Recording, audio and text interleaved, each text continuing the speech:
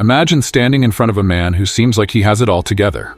He's composed, calculated. His world runs on logic, routine, and silent self-control.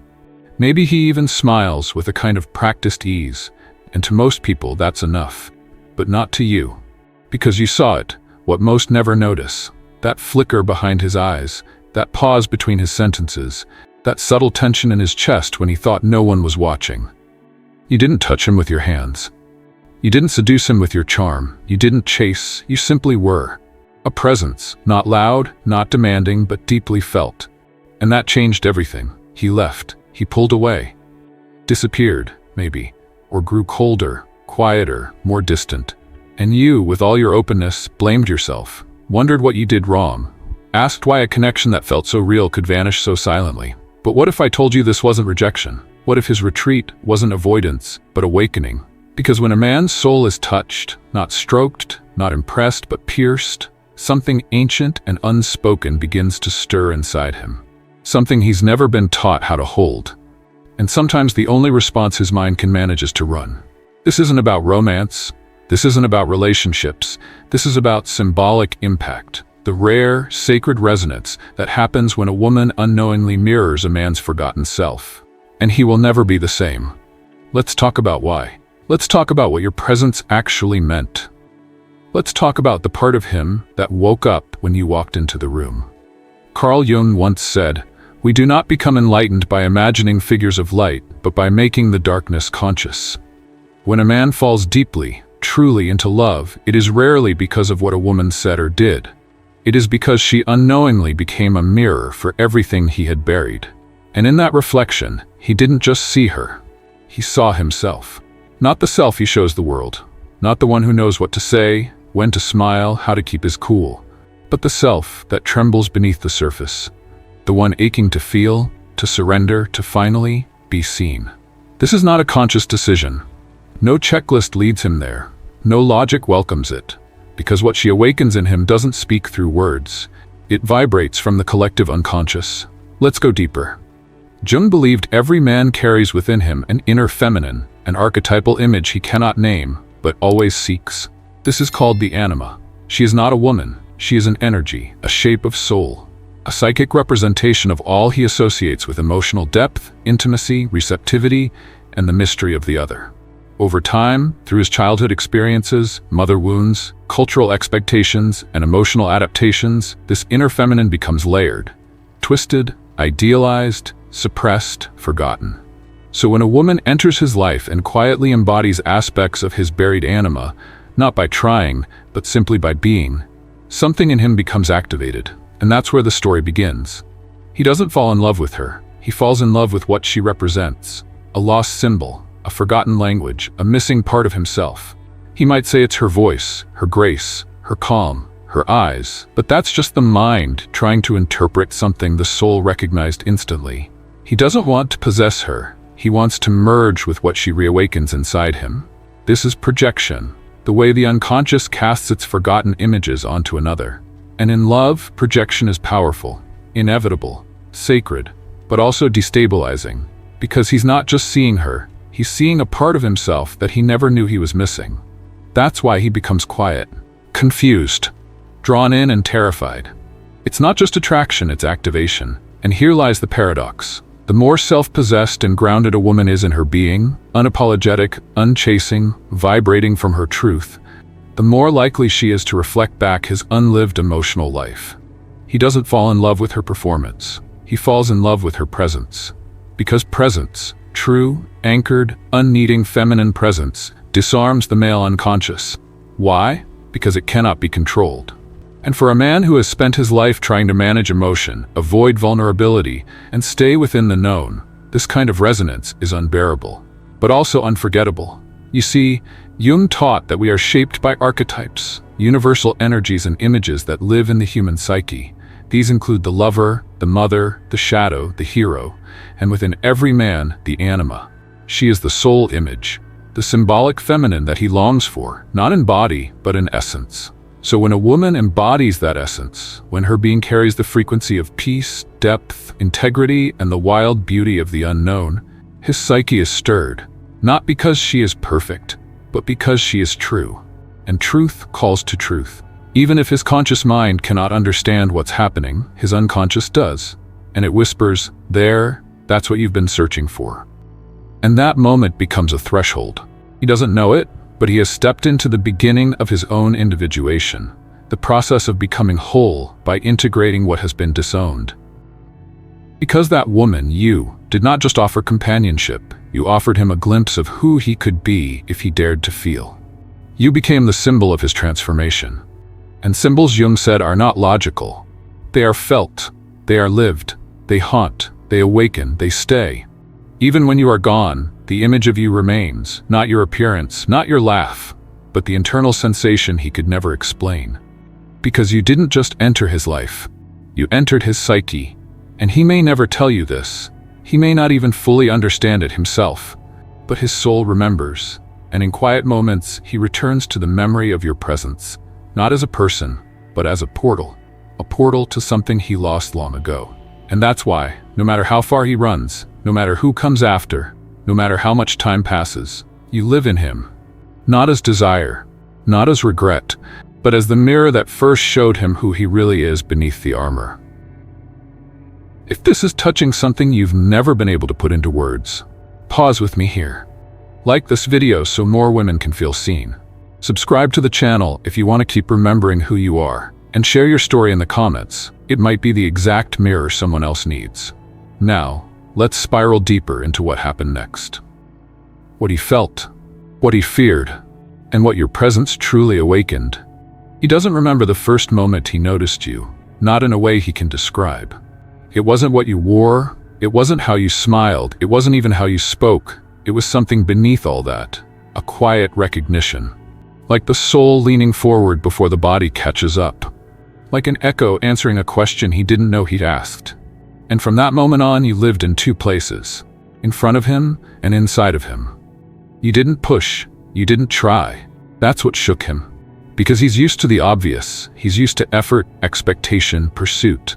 But you weren't playing a role, you weren't asking to be chosen, you were simply inhabiting yourself. And that disrupted everything. There's a silence men carry, one built from years of self-repression, self-mastery, and quiet emotional exile. A silence that's rarely broken, until someone walks into their life and doesn't try to fill it. She just stands in it, rooted, present, at peace in her own being. And he doesn't know what to do with that. Because your presence didn't ask him to perform, it didn't flatter his ego, it didn't invite him to dominate, impress, or seduce. Instead, it invited him to feel what he's been avoiding, to feel what he doesn't have language for. It's subtle, almost imperceptible, but powerful. He remembers the way you looked at him, not through him, at him. Not hungry, not needy, not impressed, but still. And in that stillness, his armor cracked. Because when a woman sees a man without wanting to take from him, without needing him to fill some internal vacancy, something ancient inside him melts. It's not desire, it's not romance, it's return. Return to a part of himself he didn't even know was missing. He may have laughed it off, he may have tried to keep it light, but something in him had already begun to change. A soft war began. Between the man who always keeps control and the soul who longs to surrender. But you didn't know this, you weren't trying to cause it, you were simply being. And that is what made you unforgettable. He began noticing the way your presence lingered. Not your perfume, not your laughter, but the atmosphere you created by simply existing without effort. You were still water, and he was used to storms. You were silence, and he was used to noise. You were reflection, and he was used to reaction. And in that mirror, he didn't just see beauty, he saw truth. His truth, his longing, his disconnection. And that terrified him. So what does a man do when he stands at the edge of himself? He runs. Maybe not physically, maybe not instantly, but something in him begins to retreat, not because he doesn't care, but because he cares too much. Because what you stirred wasn't casual. You didn't wake up his appetite, you woke up his ache, and he's never learned how to sit with that. So he distances himself. He returns to what he can control, his work, his routines, his mental frameworks. He tells himself it wasn't that deep. He convinces himself it was just a moment. But at night, when the masks fall and the world gets quiet, your presence returns. Not your body, your imprint. and it plays like a melody he can't get out of his head. Because it wasn't your image that haunted him. It was the version of himself that came alive in your presence. You see, when a man meets a woman who holds her wholeness without apology, who stands rooted in her essence, something sacred occurs. She becomes a threshold, a living invitation, not to a relationship, but to transformation. That's what you were. Not a conquest, not a chapter, a portal. And his soul knew it.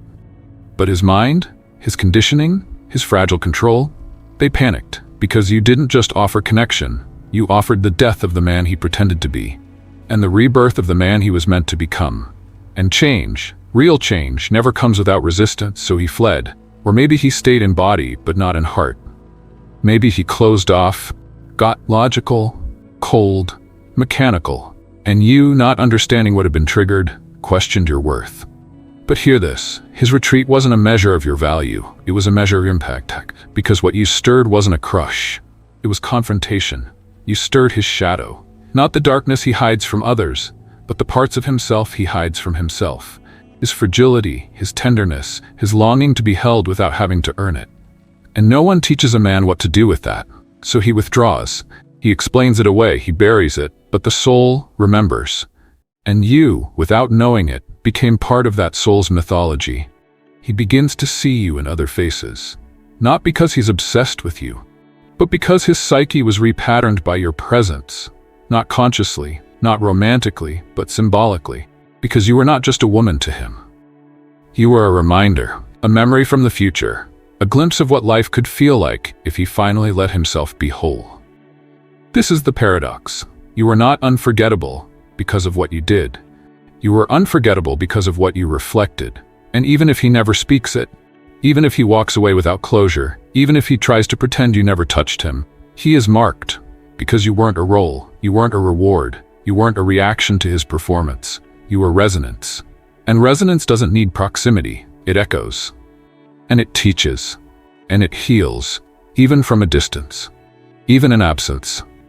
So if you're wondering what happened, if you've been sitting with silence, second-guessing your softness, doubting the depth of what you felt, let me tell you this. The moment your truth touched his unconscious, the rest of his life was rearranged. Even if he doesn't know it yet, even if he never tells you, you were not a detour. You were the turning point, and nothing after you will ever feel the same. He may chase other things. He may even settle for something smaller, something safer. But deep down he knows, it wasn't about you, it was about who he almost became in the space you created. And that ache, that longing, that quiet whisper that calls him to something more, that's you, still there, still guiding, still waiting, not for him to return, but for him to finally meet himself, where you once met him first. Let's talk now about the trap you may have fallen into, one that so many emotionally aware women stumble through when a connection this deep goes quiet. You felt him, not just his touch or his attention, but his presence. And something inside you recognized it, the charge, the familiarity, the unspoken something that passed between your soul and his silence. And then he left, or he shifted, or he shut down. He withdrew not with cruelty but with confusion. He stopped showing up. He stopped seeing you, not because you faded, but because you became too real. And you blamed yourself. You went over every word, every look, every moment you shared. You wondered if you were too much or not enough, too open, too still, too slow, too strong. You tried to decode his absence like it was a test you'd failed. But it wasn't a failure, it was a threshold. Because when your presence touches a man's soul, he doesn't always respond with closeness. Often, he responds with distance. Why? Because you didn't just stir his interest, you stirred his inner world. You reminded him of a part of himself that he has no idea how to hold. His depth, his yearning, his fragile need for connection that doesn't demand performance. He wasn't just touched, he was undone. But no one taught him how to handle that. No one gave him a language for the kind of awakening you represented. So he defaulted to what he knows: withdrawal, logic, safety. And here's where it gets dangerous for you. Because when he pulls back, it triggers something in you too. The wound of being misunderstood. The pain of being dismissed without explanation. The confusion of being felt so deeply and then discarded like nothing happened. But here's the truth you need to breathe into your bones. Something did happen.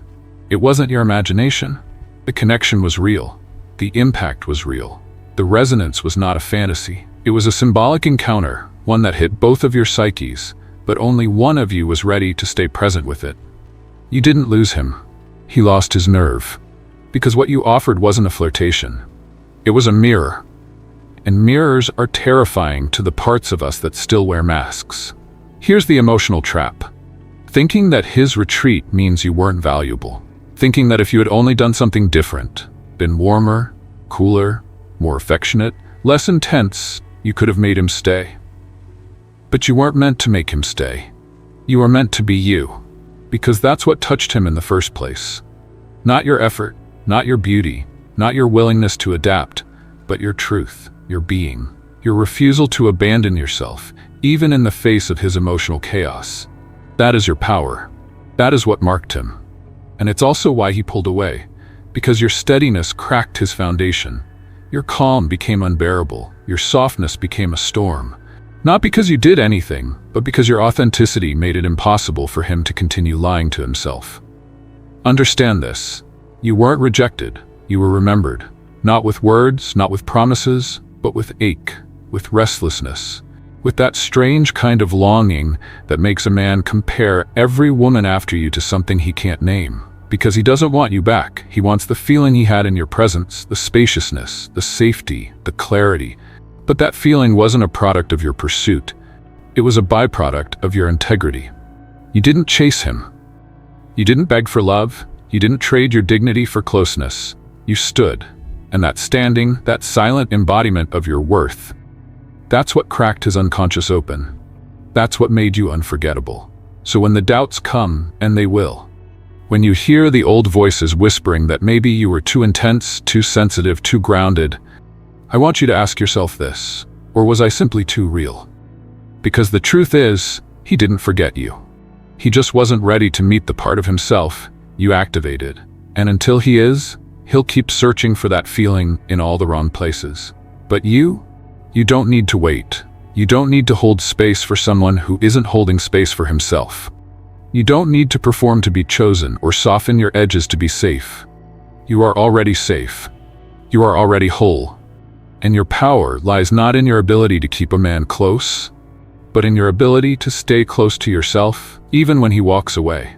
Because your energy, when it's true, leaves a mark. Not the kind that fades with time, but the kind that echoes through memory, through silence, through every moment he realizes that no one else makes him feel the way you did. And he may try to replicate it. He may try to find you in another's gaze, another's voice, another's warmth. But the truth will keep returning. You were asking to be remembered. You simply were. And that's why he can't forget. That's why even if he never speaks your name again, he will live with the absence of something he never quite understood. Something he lost, not because it was fleeting, but because he wasn't ready to hold it. You were not his mirror to own. You were his invitation to awaken. And whether he accepts it or not, that invitation still changed him. So don't confuse his silence for apathy. Don't confuse his retreat for erasure. And above all, don't confuse your impact with his ability to hold it. Sometimes the greatest act of love is presence. Sometimes the greatest power is stillness. And sometimes the deepest form of imprint is the one that happens without touch, without words, without effort. Just resonance, pure, quiet, undeniable. So when you think back on him, on what was, what wasn't, what almost became, hold your head high, because you didn't lose him. You revealed him. And that is something no man forgets. Now, let's return to where this all began, to what it means to touch a man's soul so deeply that even in your absence, he is changed forever. He doesn't long for your lips. He longs for the version of himself that came alive in your presence. The version that didn't have to perform or protect or pretend. The version that softened, that slowed down, that for one suspended moment, remembered what it feels like to be whole. And maybe he'll never say it. Maybe he'll never find the words. Maybe he'll move on, start over, smile next to someone else. But deep inside, in a place no one else can reach, you remain. Not as a fantasy, not as a regret, but as a symbol of what he touched within himself. Only because you were there. You weren't just a woman. You were a threshold, a mirror, a quiet rupture that dismantled everything false and pointed him inward. And while he may not return to you, he will return to that version of himself you once reflected, because that's where his soul began to stir. So let go of the illusion that he had to stay in order for it to matter. He didn't have to love you forever for it to be real. He only had to feel you, and he did. You were unforgettable. Not because you made him feel wanted, but because you made him feel seen. You were not his wound. You were the key. And whether he ever says it or not, his soul remembers. If this video stirred something real in you, don't let it fade. Like, comment, and subscribe now. Not just for us, but so you never forget the parts of you this message awakened.